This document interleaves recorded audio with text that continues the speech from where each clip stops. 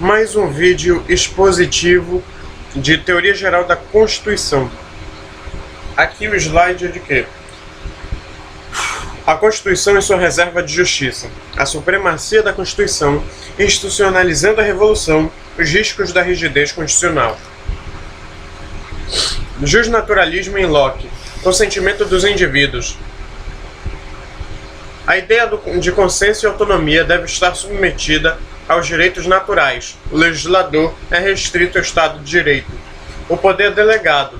O contrato social estabelece, portanto, uma limitação absoluta à soberania civil, desobediência civil. Esse slide aqui trata da supremacia da Constituição. Acho que... E agora vem a crítica republicana. Há no justnaturalismo sempre um recurso a valores prévios não resultantes do processo de deliberação. Para os justnaturalistas, as decisões que vinculam a população devem passar por um duplo teste. O primeiro se resultam por um duplo teste. Primeiro, se resultam de um procedimento que leva em conta a vontade e, segundo, se são substantivamente compatíveis com o direito natural, direitos pré-políticos. Críticas de Hume. Os direitos naturais não são efetivamente derivados da razão, senão de convenções. Os valores que os justnaturalistas apontam como obrigatórios não passam de justificação a uma determinada forma de exercício do poder. A ideia de contrato remete a um vínculo paterno hierárquico entre gerações.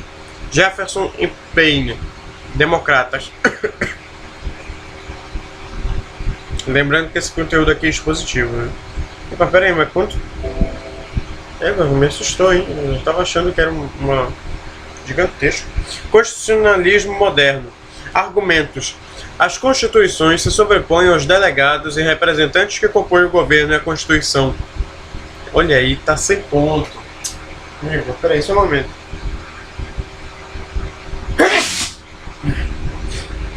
Tá sem ponto. Representantes compõem o governo. E a Constituição decorre da vontade popular. Eu achei esquisito, mas não precisa ficar sem ponto mesmo. Burrice. Diferentemente das decisões políticas cotidianas que decorrem da vontade do governo ou do parlamento, a primeira encontra-se numa posição qualitativamente diferenciada.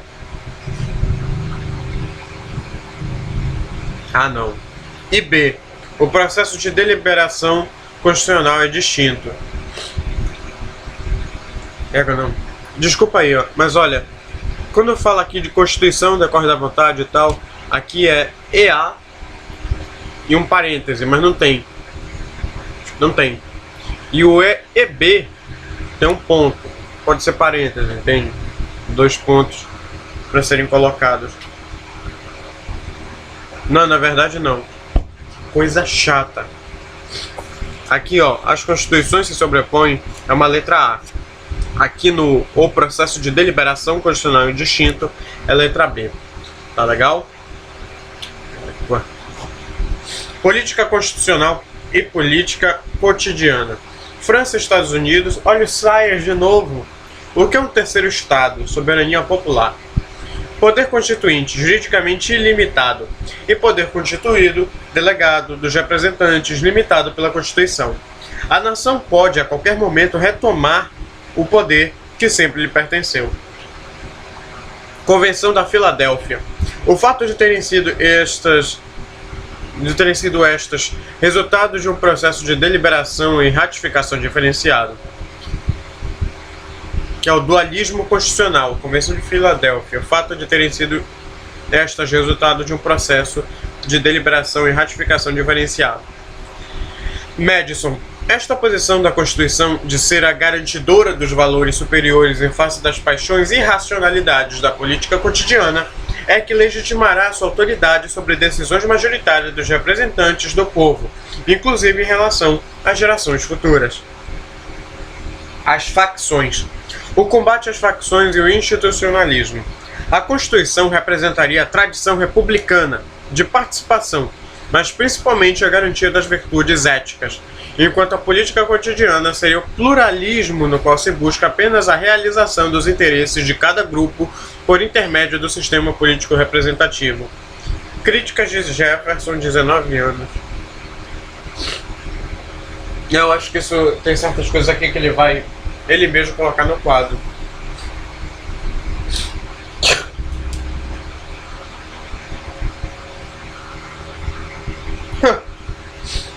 Justificação madisoniana. Ele vai com certeza colocar no quadro. Só que é só uma exposição.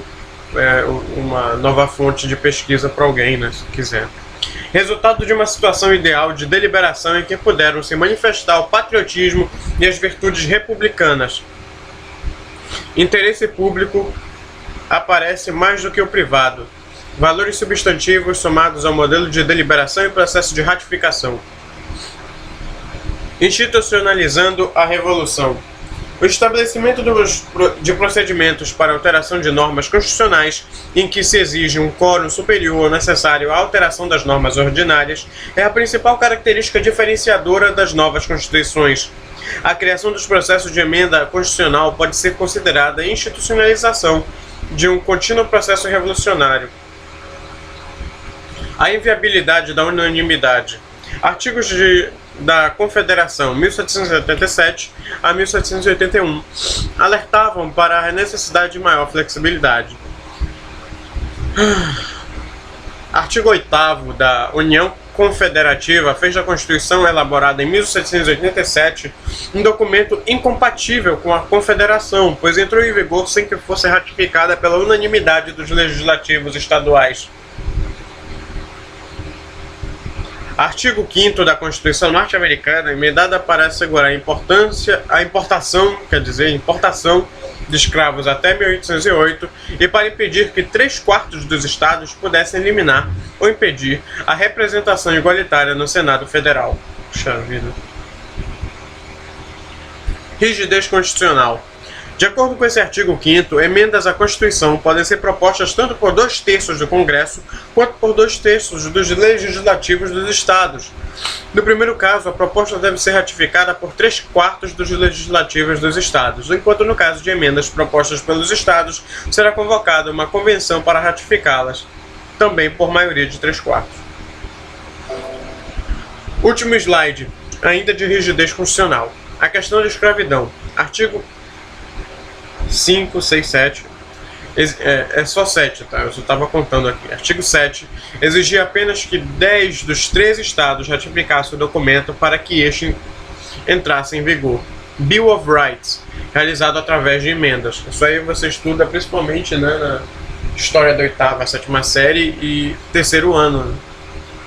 A dificuldade de se emendar a Constituição norte-americana levou a Suprema Corte a assumir papel cada vez mais crítico na atualização do conteúdo constitucional.